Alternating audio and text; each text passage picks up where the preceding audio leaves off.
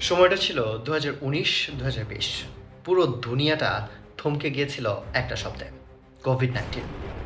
সেই সময়ই WHO একটা শঙ্কা প্রকাশ করেছিল।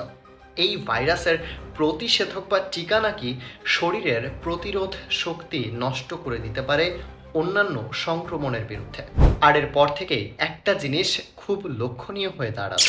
বিশ্বজুড়ে, বিশেষ করে বাংলাদেশ, ভারত সহ দক্ষিণ এশিয়ায় কম বয়সেই হার্ট অ্যাটাক হয়ে মৃত্যুর হার বেড়ে গেল। আমাদের প্রতিবেশী দেশ ভারতে ২০২০ থেকে ২০২৩ পর্যন্ত ৫০% হার্ট অ্যাটাকের শিকার ছিলেন ৪০ বছরের নিচের মানুষজন, আর বাংলাদেশে এই হার ২৫%। তবুও WHO, CDC, ভার্স সহ সমস্ত স্বাস্থ্য সংস্থা বলছে কোভিড টিকা আর হার্ট অ্যাটাকের মধ্যে কোনো প্রমাণিত সংযোগ নেই।